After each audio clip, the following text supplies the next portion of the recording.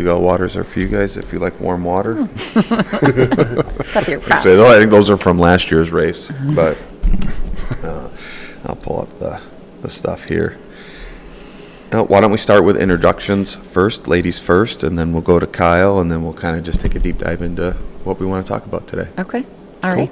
Sounds good. I'm Alison Helminski. I teach health and phys ed in Ludington at O.J. Young Middle School, and I'm not a huge biker. I like biking, but I realized when I started doing the bike to school days that kids don't know how to ride bikes. Yeah. Today they don't. Yeah, it's very different than when we grew up. So that's kind of how I got involved in it and got a group together, and it's kind of evolved from there. So how does that work exactly?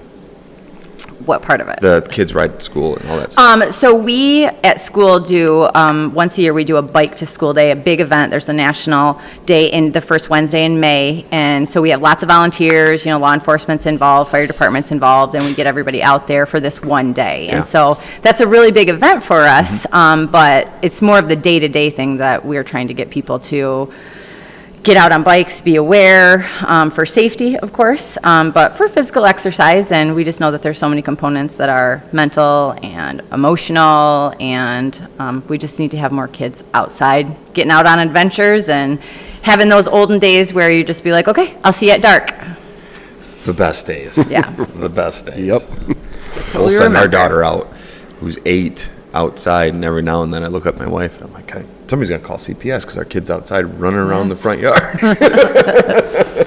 Having fun, getting exercise, getting fresh air, Yeah. not on a phone. Not on a phone. Yep. The bike thing is really, I think, something like you touched on real quick. It's kind of lost on our kids today. And, well, I mean, a lot of that's the parents, so they've got to get their shit together when it comes to, like, get your kid outside, get them on a bike, get them moving. Yesterday I came home and we had our 2 little nephews were over at the house hanging out with our daughter, and they're just all over the place on the bikes. Yeah.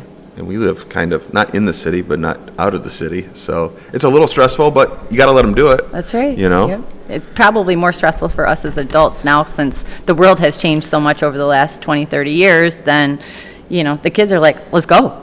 Yeah. And you, sir? And me. So I'm Kyle Nichols. Me and my wife own Trailhead Bike Shop in Ludington. Originally from the Baldwin area. Lived in Grand Haven for 20 or so years while we raised our kids. And then moved to Ludington and bought a bike shop. So that's kind of how we got involved in all this. And This episode is brought to you by Brandon Ball, broker-owner of Dwelling Realty, Keller Williams, Northern Michigan. Are you looking to sell your home? Then look no further. When you list your home with Brandon Ball, you'll get a trusted advisor who will guide you through the entire selling process. With extensive knowledge of the local market, he'll help price your home competitively to attract the right buyers. And with proven marketed strategies, your home will be seen by the most qualified of buyers. With 17 years in the business, you'll have someone experienced who's on your side. Contact Brandon today to get started selling your home. 231-690-4981. That's 231-690-4981.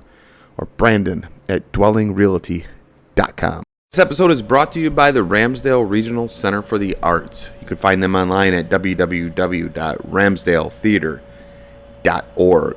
Or you can reach them by phone at 231-398-9770. So check the website for the ticketing information. That's www.ramsdaletheater.org. as Allison said, we've kind of seen things over the years of there's just not as many kids involved in biking. The Ludington, Manistee areas have a great biking culture, but most of the people are 50 and over. So that's kind of where, we said working together on the bike to school days and that, we saw that kids didn't know how to ride bikes and they didn't know how to put air in their tires and they don't know where to ride. So that's really what's kind of, I'll say, invigorated us to say, hey, we need to do something to get more kids on bikes and, as we said, enjoying that freedom that comes with a bike. I mean, for most of us, it's our first vehicle. It's our first taste of freedom is riding a bike, and yeah, whether it's with our parents or not, we're in control of our own vehicle. Yeah, for real. you went to high school in Baldwin? I moved in between my sophomore and junior year. We relocated to the Holland area. So didn't graduate from Baldwin, but was there from kindergarten to 11th grade or 10th grade. What year was that in 10th grade? So 10th grade would have been 89, I think. Okay. All right. So yeah, graduated in 91. 91.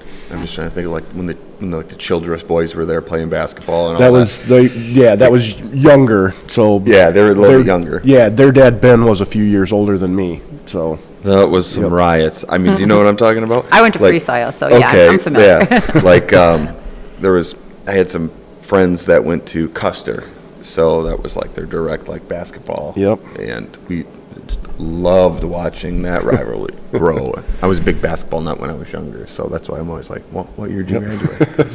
Who played? Yeah, exactly. Right. How did you get into cycling, biking, getting into purchasing your own business? So really, it kind of goes back to growing up in a rural area, like around here. And parents that worked, if we wanted to go anywhere, we rode a bike. If we wanted to go out to a lake to swim or we wanted to go to a river to swim, we had to take our bike. And so, I was a kid that rode bikes all my life.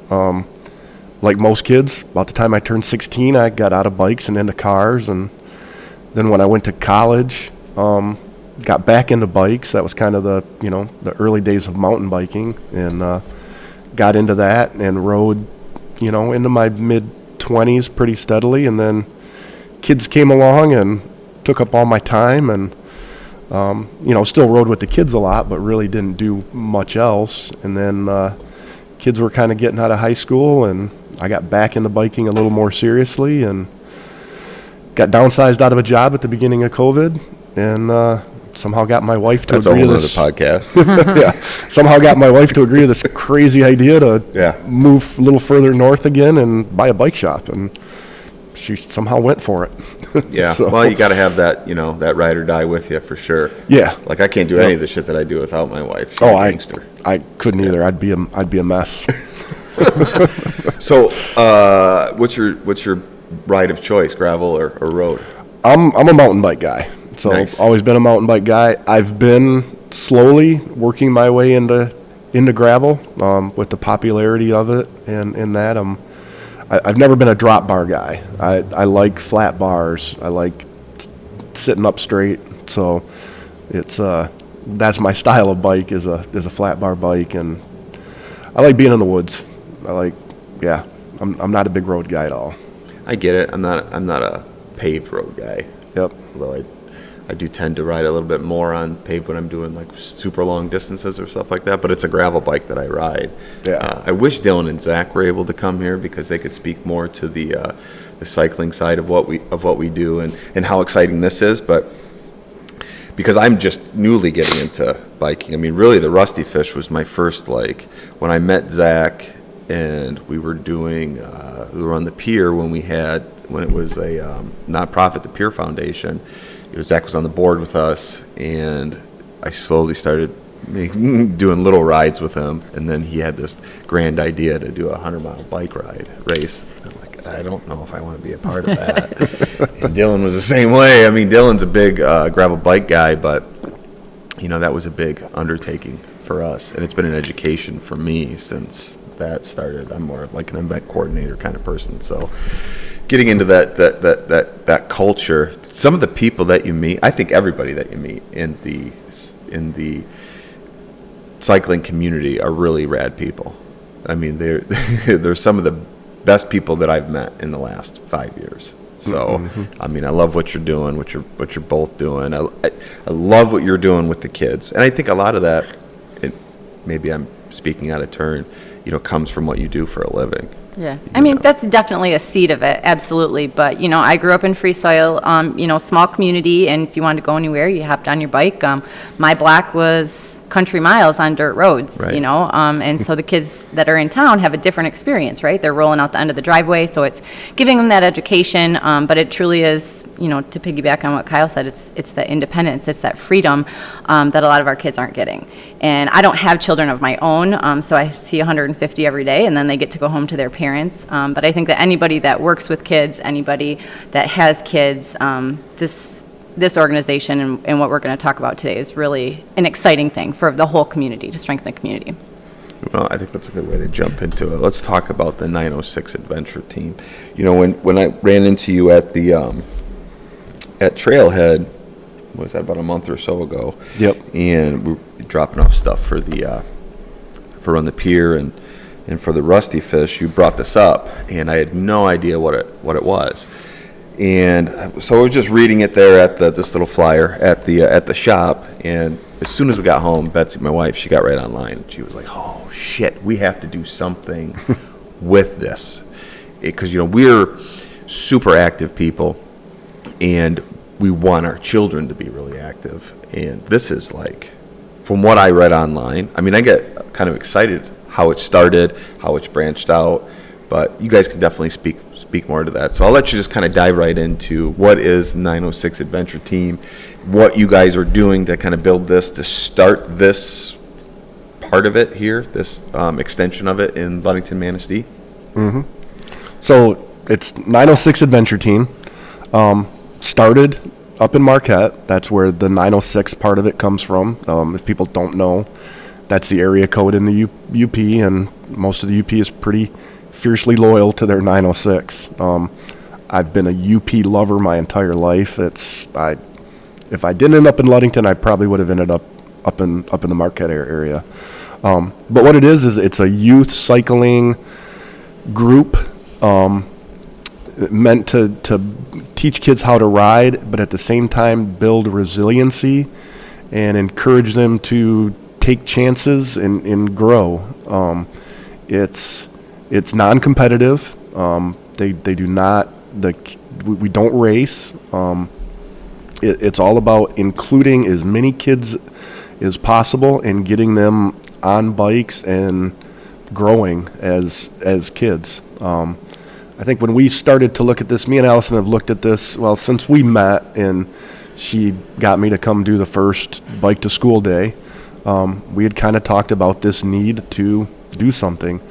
We looked at a few different groups. We looked at, the possibility of a school team, a competitive team. We looked at some other competitive things, and between some of the things that kind of got us were, one, the area. If it was a school team, it had to focus on just one school. If it was a race team, we were traveling every weekend, and what we really just wanted to do was get more kids riding. And similar to you, when I came across the 906 stuff and started reading it, and myself going to races to compete, I saw lots of kids and lots of adults wearing the 906 gear and started to investigate it more, and really everything that they their philosophies, what they have really resonated with myself and Alison. It really looked like something that would be a good add to the Mason County, Manistee County areas. So we started investigating more. There are 11 communities that have 906 teams. There's, I believe, 3 in Wisconsin, and then the other 8 are here in Michigan, and then there's 3 developing communities, which we are one of. And basically what that means is we're raising the funds to buy equipment, and at the same time recruiting volunteers. As much as we kind of focus on raising money, recruiting volunteers for this is just as big or probably bigger than the money aspect is getting volunteers to commit. But yeah, that's the basics of 906. And what they've done, I'll back up a little bit from where I got to there. What they did is, so they developed this program in Marquette, kind of worked some of the bugs out of it, and then what they've done is they've basically developed a way to franchise this out to other communities.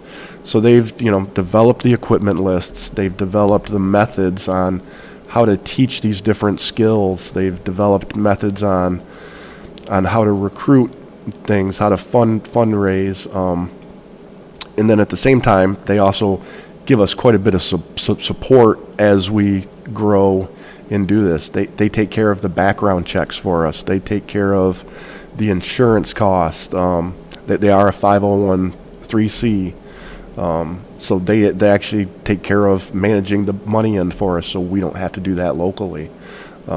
It's a really good organization, and we're really happy with to be included, I guess. Who's the person that developed this? So the main person is Todd Paquette. Yeah. I don't know if I remember Which we his think name that or you not. two would like vibe really well Yeah, together. I've watched some of his Just- videos and stuff. I mean, I really took Yeah. a deep dive in this. It's some really rad That's stuff. impressive. Yep. So Todd was kind of the main guy. He's definitely the type that he will not take credit for it. But when you look back through it all, he was the main guy that kind of developed it. He has a couple boys himself that are just now coming up through the program themselves. And it's just the whole Marquette area. Anytime you say anything about it up in that area, everybody is just, they kind of glow when they talk about it. It's something they're really proud of up there. It's something that, the numbers of kids that they have in the Marquette area is huge. I believe they actually have 2 teams of 100 kids each. I think I can find that number, but yeah. And then as it's branched out, it's just gotten bigger and bigger. Their eventual goals is for this to be a nationwide program of youth cycling. I think they have a goal by 2028 to have 50 teams, and I believe it's on pace for that. And it just does seem to get bigger and bigger. So walk me through, like, if we signed our daughter up, Yep. and what should we expect when we go to these? Yeah. So it's a summertime youth program. Meets once a week. They ride for 2 hours once a week. Basically, it's they're a lot of it is based on structure, resiliency, accountability, things like that. So yeah, talk about that a little bit too. Yeah, it's and it's one of those things I that think super important. when we and talk, these are the things that we don't talk about a whole lot. Yeah. Yeah, and it's the things, they're real big on, this is, as we've said, this is a biking program, learning to bike, but it's really a developing life skills program. And if anyone's ever had a daughter that was involved in Girls on the Run, it's a similar program. Yep. My daughters went through it, and it was a great program. But the things they really focus on are, I'll just read this list, but it's resiliency, adaptability, respect, effort, consistency, grit, doing hard things, growth mindset, self-supported ethos, you versus you, train for life, and there is no finish line. These are the basics of it. So it's structured. There's a very solid structure to it. What we have is, so if you signed your kid up, when we meet once a week, we meet at what we call base camp. Currently, we're looking at base camp as being the Ludington School Forest, which gives us great parking at the school, along with a good trail system that's good for all skill levels. So I'm going to interject real quick. I think you're right. But so when we were just down last weekend, Yep. Betsy got a helmet, and because she's never really been into biking. I mean, she's got a pretty decent trek that she got back in the day when she lived in Wyoming, but as far as like getting out and getting after it, her thing is, I really want to start getting good on the bike, because we want like our daughter to look at mom and be like, hey, if she can do it, I can Right do on. it, right? Right. So we went down, got a helmet. We had our bikes in the back of the truck, and she was like, let's go check out this trail, which is the one you're talking about. Yep. So we went out. We got lost. Because it took us a few turns to be like, oh, wait a minute, these signs are different colors. Let's figure this figure this out. Yep. Definitely something that my 8-year-old would have to work up to, but that's with the kind of like the ethos of these developing life skills, I think, is what really helps build confidence. Yeah. She just started riding her bike this summer. We've been trying to get her on it. And then one day I took the training wheels off and I took the pedals off and just had her like scooter on. And I'm telling you, in an hour, she was like, hey, put those pedals back on. Yeah. And boom, she was on it, and she hasn't been off of it. But Yep. it's getting her from the road to the trail now, that like we'll go on a ride. There's a trail system right with cross country trail right by our house from the high school, and she just won't go on it. But I feel like, if her nephews were like, her cousins were like, hey, she would then do it. You know what I mean? She just needs a little extra push. And I think that trail out there would be an amazing spot to teach these kids. Yeah. Yep. And part of what happens at base camp is there would be like lead up, like different obstacles that are kind of assembled, not ramps, so to speak, like maybe you just drive over a piece 2x4. It's a little bit more skilled than that, but it's those basic things and learning to take those sharp turns. And we so often, we preach like, oh, you got to do hard things, like just get up, it's fine. But to put ourselves in that position is very, very difficult as an adult. And so when they see us doing the things with them, when we share our stories about, like I said, I'm not really a biker, and I went on those trails and I'm like, these are beginner trails, like this is crazy. I'm like, oh my gosh, I'm gonna hit my handlebars. But it was just getting comfortable with being uncomfortable. Right. And then once you do, then that's what builds the confidence and then that excitement for the next adventure. And let's go do that hard hill again, or let's take that hairpin turn again and give it another try. And that's what's so exciting. I mean, like I get goosebumps just thinking about it. Getting comfortable with being uncomfortable is an important thing. Mm-hmm. We went up. They had so for 906 Adventure Team, they had this spring. They have kind of a training for all of their volunteers, and you can do online training, or you can go up to Marquette and actually do an in-person training. Nice. And me and Allison went up and did that, and I could kind of see the fire kind of get lit under Allison as far as mountain biking, because she hadn't been on some of these trails, and being out with this group that was experienced and kind of riding in the type of same kind of atmosphere that we'd be riding with the kids, I could see the excitement kind of grow in her of, hey, I can do this. This isn't something I was comfortable with yesterday. Now I want to do this more. So and even with us going to that training, we kind of put ourselves in a, like, you're the bike side of it and I'm the teacher part of it, and like the inspiration and the encouragement and that kind of thing. But I think that just in experiencing that weekend, like with so many other like-minded people, really kind of brought it together for us. And back to what you said about when your child got dropped off, it's not like a competitive, you're going to soccer or basketball, so they're not hopping out of the car. Like there is an actual like exchange of custody from parent I'd like to talk about that to the volunteers and the coaches and the leaders and that kind of thing, which is really important. We want the parents to be involved. We want them to see how their child is experiencing it, but then also light the fire in them to say like, hey, not only is my kid a part of this, but like I need to be a part of this. And that's the community part, is bringing everybody together. I thought I saw something or read or watched on the 906 website that, like, for example, if I bring Mary, I'm not necessarily in her group. I would be in a different group, which I think is clutch, because you'd be more apt to like try to be with your kid, and they're pretty specific about not being there. Yeah, and I like that. Yep. When you kind of look through there, like we said, the structure of it is very big. As Allison was saying, when the child is dropped off, it's not a drop you at the curb and the kid comes running up to us as a coach. The parent or guardian or whoever's dropping off comes up and we, a handshake, and I look and yep, I've got your kid now, or I've got him for the next couple hours, and there are things that are very specific of, you don't coach your own kid. We'd love to have you.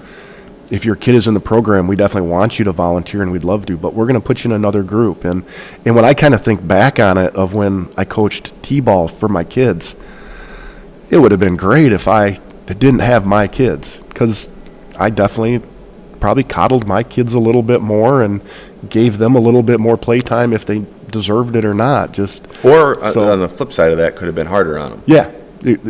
Exactly. Yep. So it's a great thing. It's one of the things that another one of the things that I really like about the program. So what they do is, base camp is set up. We do the kind of custody exchange. The kids are there. Base camp is set up to be the same every week. It's a structured layout. Everything is in its place. The kids know where to go. And every week starts off with first checking the bike out and doing a safety check. And the kids do that. Like Nice. the coaches teach Yep. them, but then they're responsible. You're responsible for yourself always, right? So nice. you have to check your tires. You have to check your chain. Yep. Yeah, so every week we go through it, the kids check it. They make, if the bike's tires need air, they're putting the air in. If something's loose, we're definitely helping them and making sure it's right, but they're doing that check. They're learning about their bike. They're learning how it goes. And then from there we get into whatever that week's skill is, work on that for a while, and it could be a bike skill, it could be a life building skill. It's it's whatever that week comes. And that's another great part about the 906. They've spelled it out of what these are. If we kind of go back to what we were talking about, and someone says, well, how do you teach me how to ride a mountain bike? And I'm like, I have no clue. I've been doing it my whole life, but I have no clue how to teach you to do it. They're giving us that of, here's the skill to work on, here's how to work on it, which is great, because for me, I'm not a teacher, and I'm not good at teaching, so having this playbook to go by is really good. And I am a teacher, and I will say to have the playbook is a really good, because it's all concise, it's very well thought out, it's very planned and organized, whereas trying to bring biking into my phys ed program at school, like Right. I'm trying to make something up, and here we have, boom, it's all right there, and it's effective. It's Yep. just not like they're giving it a try, like this is their 10th year, they know what they're doing. Yeah. And so that's a good feeling of trust as well, for us and for the future parents to be involved, I think. Yeah. The other, so there's a few things, like we said, accountability and that, so there's a few things, when a kid signs up for it, we ask that they're committing to being there 80% of the time, because there is a set number of kids that we can do based on the number of volunteers that we get. We can only take so many kids, but we know that if a kid's only going to come 4 or 5 times out of the whole summer, they're probably taking a spot from another kid that could have come 80% of the time. And the same is true with the volunteers. We ask them to commit to doing 80% of the time too. Just to give that same, again, teach by example. I'm here 80% of the time. We want you to be too. And it's a life skill, right? Right. I mean, Yeah. every job will have an attendance policy. You need to show up. Yeah. Yep. And the other things that we're consistent on is, have to have your helmet every time. Have to have your T-shirt with, that's provided in the program. You have to have a number plate on your bike. And these are things that are, safety and needed. That's why we can identify all of the kids who are in our program, because we are riding public trails. So, Right. Another kid could wander in, he's riding bikes and wants to ride bikes, but, we're responsible for these kids. So with their number plates and shirts, we can identify our kids and keep track of them. And the way they set it up is really good too. With, we have a volunteer at the front of the group that's leading when we're on rides. We have a volunteer at the back of the group, and ideally we have enough volunteers that we have one in the middle of the group too. Front and back are kept in contact with radios all the time so that we can talk.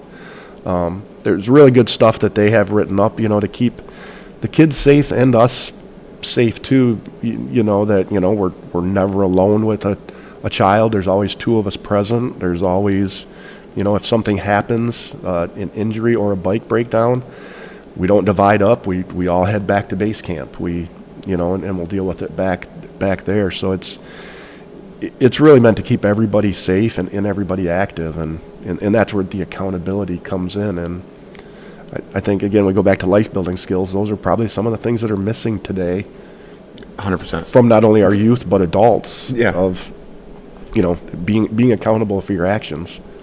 So Yeah, we've all seen here's an iPad, just calm down, or here's a Mountain Dew, just be quiet. Yeah.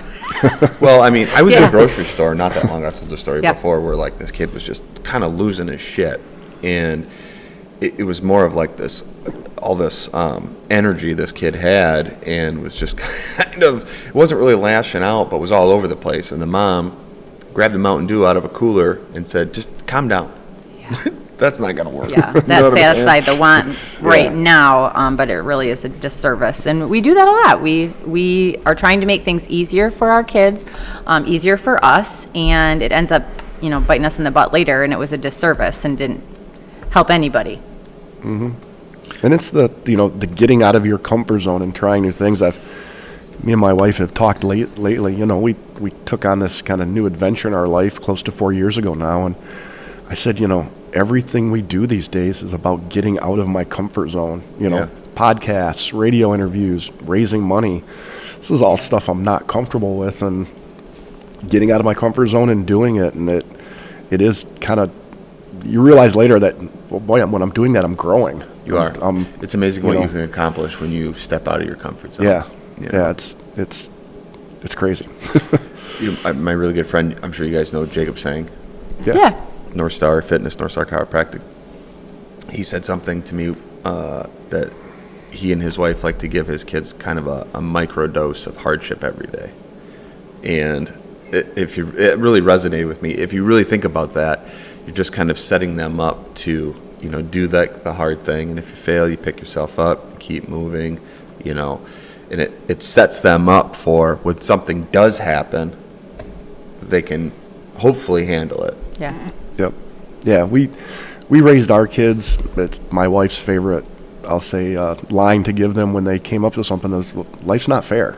It's, you know, when they came up and so-and-so gets to do this or so-and-so has this, and it's, well, life's not fair. You have what you have, and anything else you get to work for. And that's, I think, you know, it's one of those things that 906 has that philosophy, and that was one of the first things that hit home is when I kind of picked that up, and I was like, okay, this kind of goes with what we, you know, the philosophies that we kind of raised our kids with, and I think we've done a good job. They seem to be fairly successful kids, so. And kind. And inclusive, yep. and that's important. Yeah. Yeah. So like with the life skills, you had said that, you know, there'll be some days where they come and you focus on life skills. So what would that look like? I think it's just a teachable moment that's in the moment, right? Like you're present, like something comes up and like you can kind of rally all the kids and give them the lesson and like, okay, so your chain popped off. So we're going to take some time and we're going to put that chain back on. And we're all going to watch and kind of do it together. So we all learn from it. And we learn that, you know, you don't just quit because your chain popped off or, you know, you rolled your ankle or something like that. Okay, so if the bike is unusable, then the teachable moment is it's a good day to walk your bike back to base camp, you know, and we'll all go together. Kind of that no man left behind, right? Yeah. And those just kind of slide in just very authentically, you know, it's not a whole lot of like, oh, we're going to like throw an obstacle out here to like make them get to that point. But, you know, that's the cool part about it. Life is an adventure and every day can be an adventure. And we've kind of gotten sucked into our adventure as, you know, 3x5 on our phone or, you know, earbuds. The other aspect that kind of goes along with it is, you know, pulling each other along. You know, it's not you know, when we look at how that's divided up, they're divided up by age, and that's the division.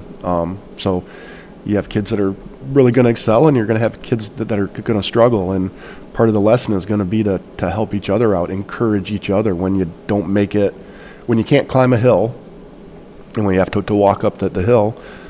You know, we're all going to do it, and we're going to try. We're going to encourage them next time. We're going to try to say, hey, maybe should have downshifted a little earlier, something like that, and encourage, you know, next time you'll make it. And so that's kind of where those lessons come from, is when you get knocked down, get back up, give it a try again. I'm always the last person up the hill.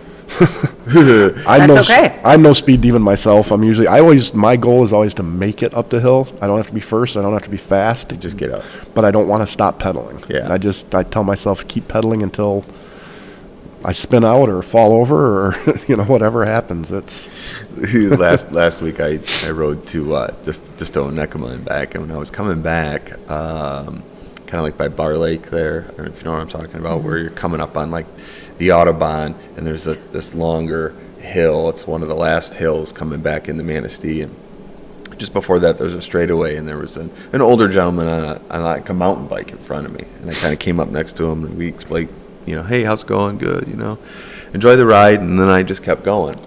And then I get to the hill, and I got about a quarter, typical fashion for me, I got about a quarter of the way up, and it was like, I'm just pedaling. He came up next to me. I'm like, oh, you got me. And he goes, I've been riding these hills for 50 years. Just right up. It's a muscle. You know what I mean? That hill muscle. It's crazy. I can always catch everybody on a straightaway, but never going up a hill. And that created a connection, right? That's your sense of community. Yeah.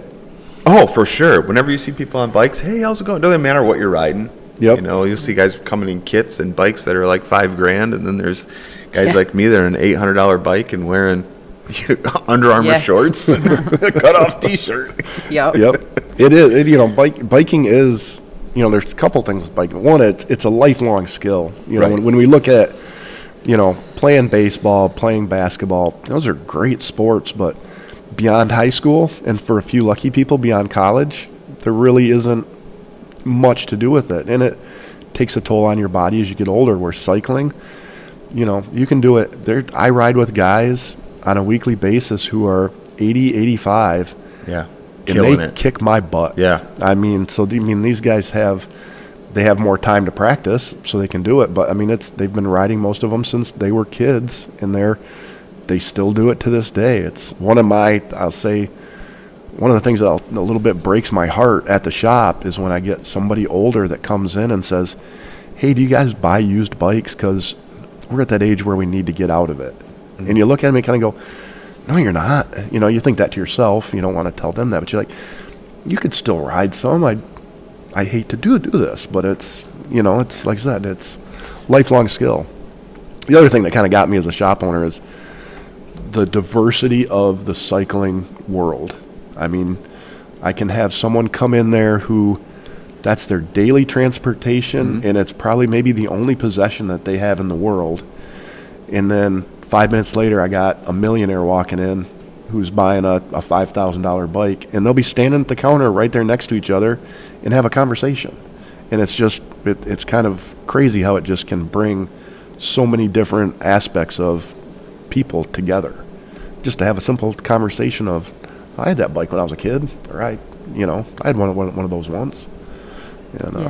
And I think we probably grew up in a competitive sports, circle. Like, we weren't on travel ball and freestyle or anything back then, but, and it's who we are. It's how we became the successful individuals that we are, but it's not for everybody. And we know even more than ever that, like, not every kid is into the competitive sports. And so this gives them another community that they can connect with, and they can have a camaraderie with, and grow those life skills and those biking skills that can be lifelong. And we know what happens if we don't get them busy and into something and passionate is, we have some trouble, we have some graffiti, we have some break-ins, we spoke about downtown last year. And, this is a way that we can really meet that need to help provide that for our community. So how about the reach out to speak to, kids that might lash out because they don't have this kind of community? So what if you're a kid that doesn't have a person at home that's encouraging them, taking care of them? What if they're just kind of wayward, right? Like, how do we get those kids to participate in 906? You know what I mean? No, it's a good question, because there are, there is a cost associated with Sure. this. So, I'll say this. So how about the kid that wants to but can't? Right. Financially, or they don't have a parent that's looking out and talking about what we're talking about. But those kids, let's say. Yeah. Those kids absolutely. as a teacher. Yep. There are tons of those kids. We just have that willingness to, if we have a kid who's interested, we'll talk with the parents. We can go over the website with them. We can sit down and talk with them. Kyle's working out a program with the cycling club to hopefully get some sponsorships. Right. So if a kid financially can't get a bike, can't get a helmet, there is a small fee for the season of Adventure Team. I believe it's $100 for the summer. Yep. $100 for the summer, which for some people is no, I can send all 5 of my kids. Sure. And other people are I don't know how I'm going to make that happen. Yeah. Working as a cycling club to try and make that available to them so they don't miss out on this if it's something that they're interested in. Yeah, and we've done, the money that we'll raise to start the chapter. There is money in there to buy bikes that will be that can be loaner bikes. They can be, in the event of a breakdown, they can be used, or a kid that doesn't have one.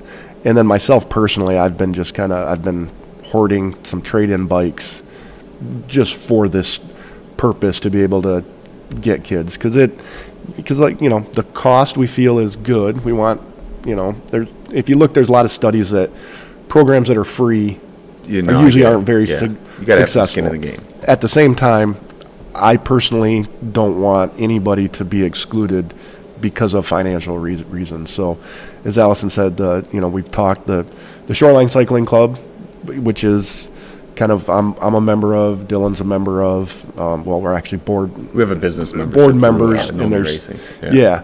And we've so there's the cycling club itself has made the first major donation towards this, but at the same time we've committed to doing something. We're not saying scholarship because there's a lot of strings that come with the word scholarship, but we're going to develop some sort of program that if a kid is not financially able to buy the bike, pay the $100, do that, we still want them in the program. So it's we really want to include everybody, and that includes kind of, as we've talked about this, we call this is being called the Ludington chapter of the 906 Adventure Team, but it's got a bigger reach. The only reason that we're calling it Ludington is because School Forest is our base camp. We want to reach out to kids from, I'm going to say, Bear Lake to the north, Hart to the south, and the Irons Baldwin area to the east. So really a half circle that encompasses that whole area is where we want to pull kids from for the program. Yeah, and you really can't go much farther than that. I mean, that's a commitment just to drive. Yep. Drive in. Yep. Anything more than a half hour, 45 minutes of a drive, and then the parents going to hang out doing something else for a couple hours while the kid rides gets to be a little much. But being, with the rural area that we're in, we want to include as many kids as we can. Do you have a cap on the number of kids that you can handle? It'll be just volunteers. It'll really be capped on volunteers. Keeping the ratio of volunteers to kids good. I think they've given us a good target. The first year is, if we can get between 30 and 40 kids, we'll be doing really well. Yeah, that's a good group. In which case, for 30, 40 kids, we're probably looking at least 60 volunteers. So, that may even be a high number. But it's a thing that, obviously, if we look at the Lansing area, they've had a team now for, I think, 3-4 years. They've added a second team. So basically, they meet on a different night of the week. The Grand Rapids area just came on. They decided to do it in November, and they were able to field a team this summer. So they got not only through all their fundraising, but their volunteers. Now, the Grand Rapids area should be able to do that. But when we look at, there's some of the areas in Wisconsin that have done this are pretty rural. A lot of the other adventure teams use a county designation for their name, so that they encompass that whole area. We didn't want to do that because we didn't want to exclude. We didn't want to make it sound like we were excluding other tri-county area, communities. So the name thing we've definitely kind of struggled with, of trying to include as many people as we can, at that same time give it its designation. Yeah, well, once the word gets out, once the word gets out, people are gonna. If I just look at the kids that come up for that real little tiny, which we need to talk about, the little tiny race that we do for the kids for the fish fry. The fish fry.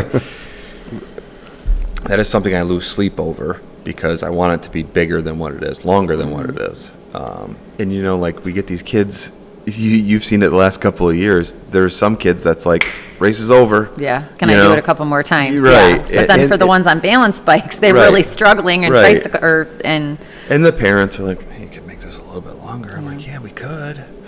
We got to find a better place for it or whatever. But so the skill levels are crazy.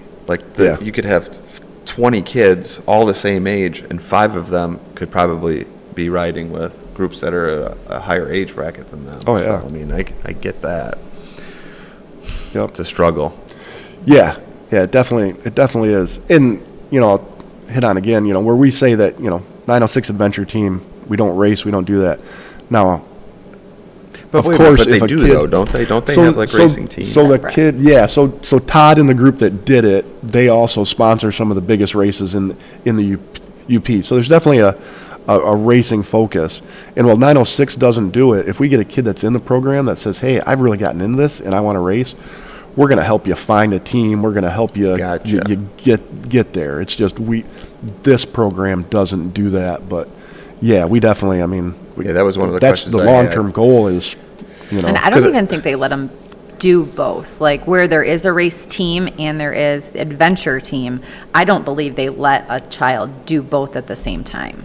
I think that they correct. I think you move on Yeah. from the one to the other. Yeah. And you're, Because yep. I think even Todd was saying that his son thought he was going to race and raced for a couple of seasons and then decided that he just wanted to come back to adventure team. And I think he's a middle schooler, high schooler. Yeah, and they're piloting a program now. You know, as kids that have been in the adventure team for a while now are getting older to the high school age and that they are piloting a program of those kids becoming kind of junior mentors and Nice. junior teachers and that kind of thing to kind of develop their skills, and it keeps them out of their comfort zone too.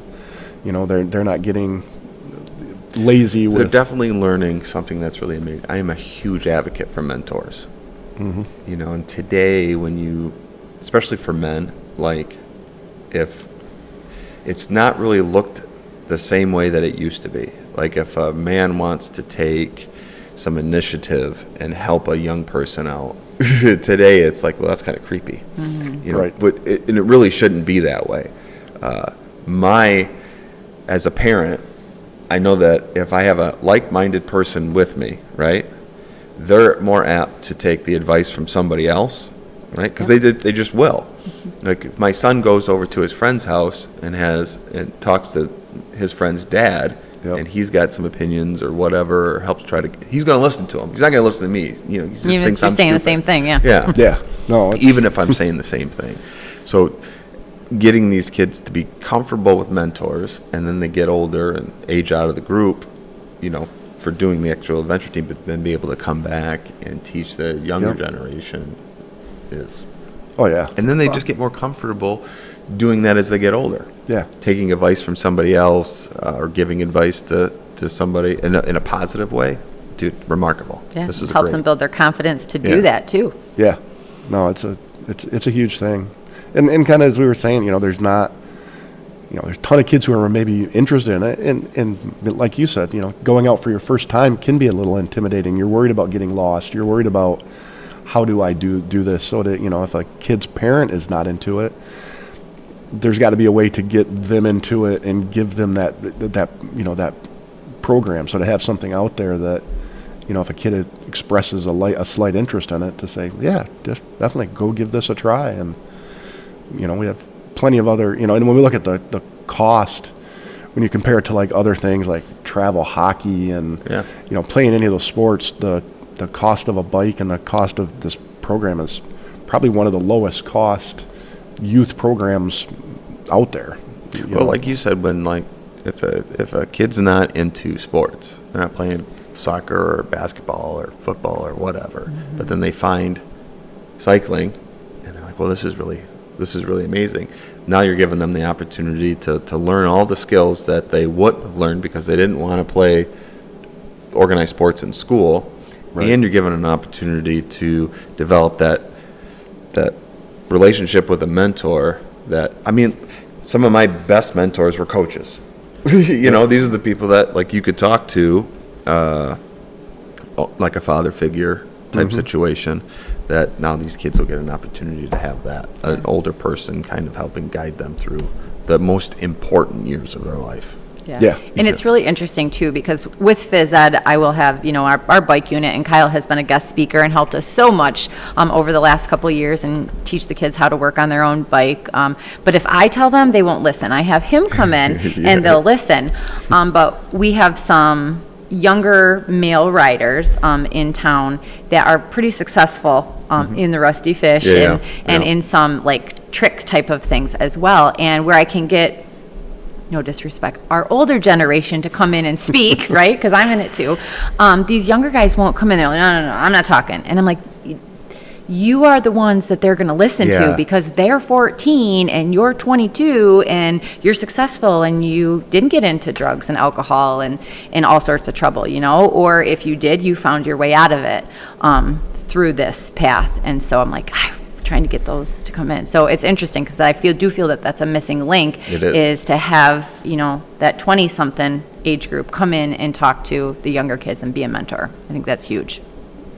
Yeah, no, definitely. I mean, when you look at that, seeing what's out there, and having somebody that can share their experiences and is closer to your age is huge, because even though we aren't their parents and they're a little more likely to listen to us, someone closer to their age is still going to seem cooler, and to that aspect is just going to be really good.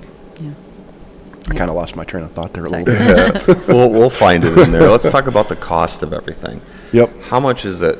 How much do you need to raise? What's the big dollar amount? And then where are we allocating the money?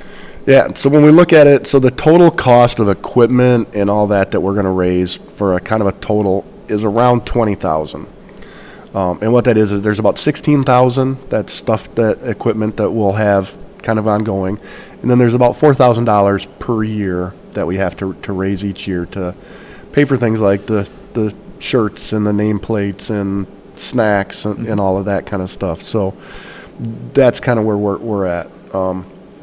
Our goal right now is to spend the next year. So when we look at it, they start to sign kids up around the beginning of May.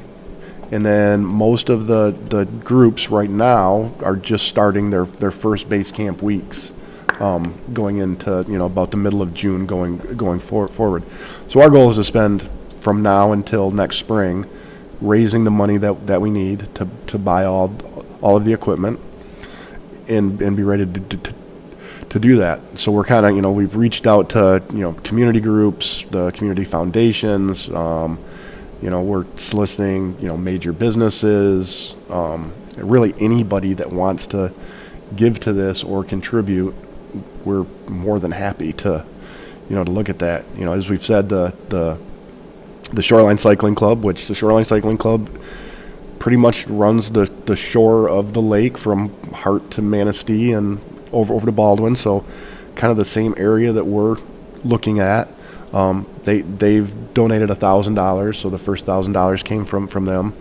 My business donated the second $500. Filer Credit Union has come on board with a donation, and that's kind of the major that we've raised to this point. Now we're only probably a month into raising this, and we're already we'll get you there creating a decent buzz. We've talked to. I don't know if I've talked to anybody yet who's been like, no, I don't want anything to do with that. Most of them have been, let us talk to some people. Let's see what we need. Have you talked to the community foundation here in Manistee? We haven't yet. Okay, because I wish Dylan was here for that. Because I'm going to paraphrase, and it's not going to come out right. But their focus is outdoor recreation. Right. So, there's money there. There is. Yeah, a pile of money there. So we should get you in contact between the two community foundations of Ludington and Manistee, this shouldn't be that big of a task. And again, I think as the buzz creates and people find out more about it, and they look at the other communities, that's the other thing is when I first started looking at this, I reached out to the Midland group and the Grand Rapids group, and I went to some of their first meetings and just the buzz that those communities had, that the people that were there, it was like, wow, this is contagious for the most part. When we look at what that money goes for, so there's when we look at how base camp's divided up, it's I'll say our first year we're probably looking at having, let's say, 6 stations. So we have 6 fully dedicated service stations with bike stands and tools in the basics. We have first aid kits for everybody. As we were saying, all of the leaders and that are all in contact with radios. So we have radios, we have backpacks, all of that kind of equipment, plus tents and banners and in a lot of this. And some of it, when you break it down, you go, well, that's a lot of money for that. It's kind of everything as we go forward. So even as we grow and we need 2 more bike stands or we need 4 more loaner bikes, that's included in our initial cost. So that's stuff that'll come to us from our initial payout. So we can grow a lot for this amount. It's it's a daunting thing. I don't. Yep. I am very comfortable with hearing the word no. Because I ask for shit all the time. This is an easy one. Like, I think you're running into that. You know, I'd love to help you. Well, first of all, like, I know that I asked you for a list. There's a list of things that, like, maybe you need, because nobody racing wants to buy something. So we're for sure in on that. But, like, helping you, like, talk to people and get money. Like, I'm way on board with that. I mean, it costs us. Appreciate that. Yeah, we have to get, you know, I mean, I'm not shy about saying, like, how much money we need to put on the events that we put on. We have to get $20,000 a year, right? $20,000 a year to do 2 events. Because, you know, as soon as you do one, I mean, like, timing for one event is like, you know, $2,000. Crazy, yeah. That's just like that. You know, T-shirts. You got 700 people going to participate and run the pier. That's going to cost me $5,000. And you know, so I'm your volunteer shirts, 10. And you got your water, food, banners, So I'm constantly asking. As soon as Run the Pier is over with, I start asking for next year. You know, people get sick of me, but it is what it is. Yeah. Well, when you have something that's established and it's run well, which your programs are and this organization is, like, people can look at that and be like, okay, they know what they're doing. This isn't just like, oh, we're going to give it a try and hope it works. Like, it's established, it's successful, and, you know, it's ongoing. That's the big thing, you know, is this isn't something that we're trying and we're asking people to try. You know, it's been done other places. It's worked. It's thriving. We're not recreating it. And that was really, I mean, I initially got major sticker shock when I heard that number. And it took me, I kind of stepped back for a week and didn't even think about it. And then I came to the realization that, you know, we could go about this on our own, and it would probably take us 5 years to get to where we had a successful team. Maybe it wouldn't even be successful. Or we could go this route, spend a year fundraising, and be ready next summer to hit the ground with a team. And that's really what kind of brought me back around and said, yeah, this isn't. And starting to talk to some potential donors and that, and seeing their excitement about it, and the fact that they did support it. And like you said, it's even for some people, I may not be able to contribute financially, but I've got connections that I can talk to, or, you know, I'm an HR person at such and such company. Let me talk to them about the company making a donation. So, you know, those things, it doesn't have to be the person that can write a check. You know, the connections, hey, I want to volunteer. Even if, you know, the volunteer thing we really get into, and it's intimidating for a lot of people because, like, well, I'm not a good mountain biker. You don't have to be. You know, we have lots of positions that, you know, somebody has to be at the base camp to, you know, to kind of run that. There have to be, you know, that school forest, we do cross a major road. So we probably will want someone on riding days to camp out there and kind of be a crossing guard for us. You know, you know, if you're riding with a group of 6-year-olds, you don't have to have a lot of biking skills. You may never leave base camp with the 6 to 8-year-olds, you know. So there's plenty of positions and jobs that can be volunteered for that require no biking skill at all, and realistically, you'll build your biking skills. You know, there's lots of good lessons in there. Like I said originally, I don't know how to teach someone how to ride, and I'm going to learn things out of this. I'm thinking I'm going to pick up a thing or two that I'm probably not doing right. You know, as far as when to shift, when to pedal, when to brake, those kind of things. So it's, so really I encourage anybody who's, you know, at all interested, get in touch with us, talk to us, you know, talk to someone at the company you work for of, hey, is this something that we can donate to? Is this something that we can support? Because it'll all help. And in the big scheme of things, it's not a lot of money, and it's something that we'll have forever. It's one of the other things that I like about how 906 does it is, this isn't my cause. If something happens to me tomorrow, this thing is going to live on because this isn't my thing. It ties back to the head 906. You know, so it's not this was Kyle and Alison's thing and now they're gone and it died. Nope, it'll thrive and live on. So that's something that I really like too. So, did we even talk about how this came across your desk? Like, how did this really come about? Like who saw it first and said, "Hey, I don't even know. I feel like we both kind of came across it on our own. Me for school stuff and you for business stuff, and I don't know. It just and then one of us said, "Hey, have you ever heard of this?" And then we're like, "Oh yeah. I did come across." And it kind of went from there. And then I think it was the fact that we talked about it kind of roughly, and it was that we looked at some of those other organizations that just didn't seem like the right fit for this area, and kind of a combination of looking at other things. And I know probably for me personally, it was seeing the kids out wearing the jerseys, the parents involved. At the races. Yeah. I'd say for me, it almost takes on the effect of how soccer was when I was smaller. I wasn't a soccer player. My brother was, but the parents all at the games and that, and I'd go to a race and they're wearing the 906 jersey, and the parents are wearing 906 apparel, and they're there supporting this kid.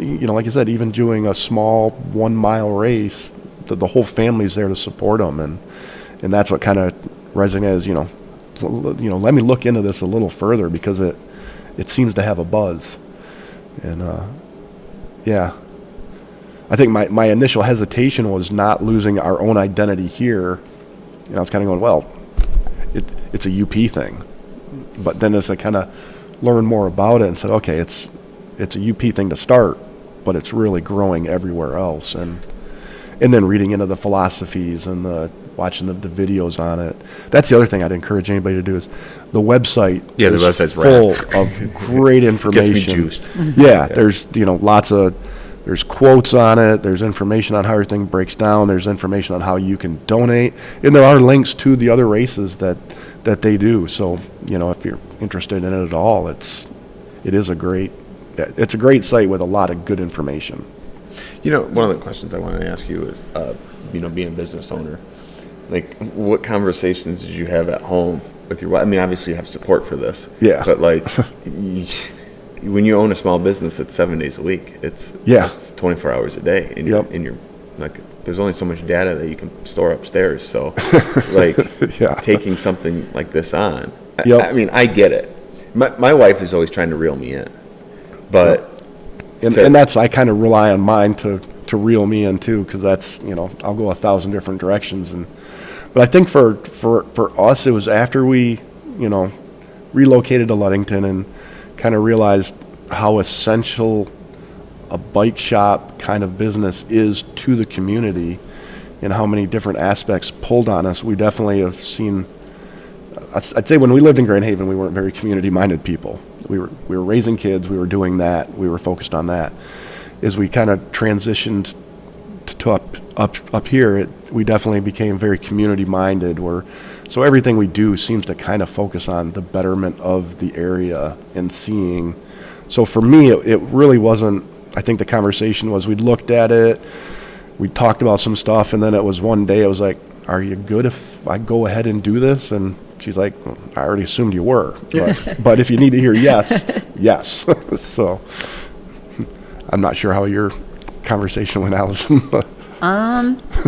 I don't, my husband's a racer, so he does the long ones, like Rusty.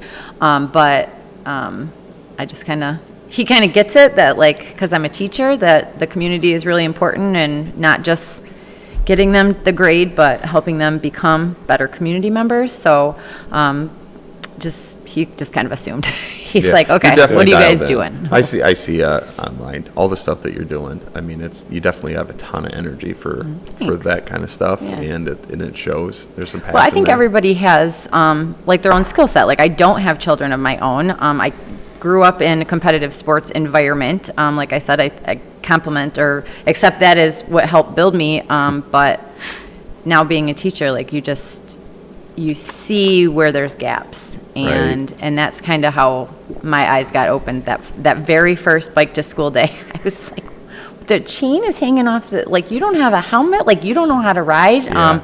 But then, as it progressed, I had, what did I tell you? I think I had 7 kids of 6th graders, 7 of 24 that did not know how to ride a bike this spring when we did the bike unit. And some of them told me because I asked, and some of them just didn't tell me. And one of the students that didn't tell me, like, he came over and he's just like, Miss Helmitzky, he's like, I accomplished it. I did it. I beat my fear. And I'm like, what's going on, man? And he's like, I rode the bike. I'm like, you don't know how to ride a bike? You didn't tell me that. Yeah. You know, but it's that fulfillment, I think. And even though I don't have the bike skills, I have a skill set that I think can contribute, and everybody can, like you said, there's so many different places for volunteers to step in. If you have kids or if you don't have kids, or if you're a cyclist or you're not, everybody has something that they can offer.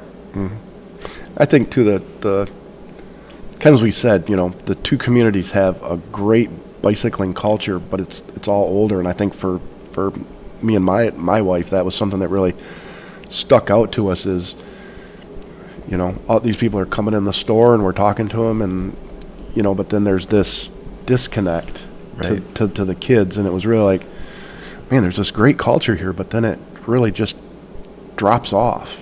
And so I think that was part of the drive, was to say, yeah, no, we really need to build this younger cycling community back up. And, you know, we have the great facilities. I mean, the school forest and those trails in Ludington are great. Big M is a world-class trail. The North Country Trail, the section we can ride, I mean, we've got amazing mountain bike trails, you know, within a half hour, 45-minute drive of any of our communities. And it just, getting more people out into them is Yeah, and I think dialing huge. down into the skill sets and making it non-competitive really opens it up. I think that there is some fear to joining any of these clubs or trying to get involved as a participant because of the optics of this is like competitive. Like, I can't ride as good as that guy can ride or that gal can ride, so I'm not going to do that. You know? Right. And the commitment to some of those competitive sports that, you know, Yeah. like if you're not playing 300 days a year, then you're falling behind. And if you're a parent who, you know, like, my kid can't just be about hockey every day all year, like, they have to be more well-rounded, well, then your kid, chances are they're going to fall behind, and then that is a social dilemma as well, Right. within that type of community. So it's just kind of all around, I feel. Yeah, I mean, it really is, you know, an all-around thing. And hopefully this is just the beginning. Hopefully this is the first brick in the stone to building a, you know, hopefully then there is somebody that'll step up and say, yeah, I do want to build a youth race team, and I do want to do this. And, you know, hopefully there are those things that'll come about later Right. from this. You know, and the other thing is that both of our communities, Ludington and Manistee, I kind of consider them one. Yeah. But, you know, we have a great bicycling culture. Both areas, I'll say what's the word I'm looking for? Municipality-wise, we don't have bike lanes. We don't have great bike paths. We don't have. Where's my soapbox? We don't have great ways to get there. So again, hopefully this is maybe the first stepping stone to, you know, getting those things of, you know, kids are riding now. Their parents are seeing it more. They're involved. Now people are maybe willing to vote for millages to do that and other things. So yeah, hopefully it's this is just a first step in really building that bicycling and outdoor culture. You know, we keep saying cycling, but it's really about being outdoors and disconnected from our electronics. And the other thing we really haven't touched on is just the mental aspect, you know, of being on a bike. I mean, you kind of disconnect from the world while you're on your bike. I mean, it's hard to think about much else when you're riding. You know, you're concentrated on staying up and turning, and, you know, for most of us, I think that are really into cycling, it's that release of, you know, not just physically but mentally of, I can disconnect from the world for a couple hours while I ride. And I think the benefits are huge. So, like, at the end of the season, is there like a kind of like a bookend, like, big event, or? That's a good question. Yeah. It's one I haven't asked yet. Yeah. But yeah. The perk of us being like a year behind, since it's in our future, is we can kind of see how everything's going right now. Like, Kyle had mentioned, they're getting in the teams that are already in existence are getting in their first couple of weeks of adventure team of the 8 weeks. And so we can kind of experience that as they do as well. I know I'm going to head up to Marquette in a couple of weeks, and so I'm going to pop in on some of those adventure team nights, and then just kind of see how it unfolds throughout the season. Nice. Yeah, but that's a good question, and it's one I've been meaning to ask for a while too, is, hey, is there a thing like that, or are there field trips to go to, another trail system, to ride and stuff like that? And yeah, those are questions that I haven't asked yet myself. Well, I mean, to kind of end this out, I'm super impressed. I like to surround myself with humans like you guys, because, you can be the keyboard warrior that talks shit all day about how there's nothing to do or complain about this or complain about that. But when I'm around people that are doing, I mean, I get goosebumps when I talk about stuff like this, because the ones that do are the ones that are going to make a difference. And the older I get, I've got a 20-year-old, a 19-year-old, and an 8-year-old. And my hope is that by doing, some of that just by attrition goes into them, and then they go out and do important things. And this is not a small thing. I don't care what anybody says. This is not a small thing. This is a big thing, and it's great for the communities. It's great for the kids. It's great for families, and I think you're going to make a huge impact. I really do believe that, and I'm all in. My wife's all in. I'm all in. We're gonna find unique ways to help. Know Me Racing is gonna help financially with this in some way, and yeah, we're gonna promote the hell out of it. And thank you. I'm in your corner. I'll help you raise money. We'll get some money. Don't worry about that. You guys are gonna be just fine. We'll get the kids signed up. I think the other unique part of this is you, because you have the ability to recruit kids and family right away. I think. Yeah. I think you can really pull some in, Yeah. and then your husband can start talking at some of these events too. Yeah, and it's it's that balance though, because like the fundraising part, like we were both like kind of nervous about. I'm used to like golf scrambles and bake sales, and they're like, no, that's so much like people power, and we need to have people power be focused on the kids, not making Rice Krispie treats and stuff like that. So it's just it's a good balance, I think. Yeah, it's definitely everything, as we've said, originally we started off, the money was a daunting thing. And as we've got into that and seeing good reaction on that, my focus now is shifting to volunteers are now kind of starting at my forefront, seeming more like a daunting thing of getting the volunteers. I think the money and the kids are probably the easy part. It's probably recruiting the volunteers. Volunteers is hard. Like I'm knee deep in trying to get volunteers every year. Yeah. It's like, I need more volunteers. And you'll find a group, a handful that are ride or die with you for sure. That are always going to be there. I mean, I've got a few that I don't even have to call them. They're already on the list. Yeah. They're just great people that want, and it's not just our events. They volunteer for everything in the community. You'll find those people that are, and some of them aren't going to be bike riders, right? Right.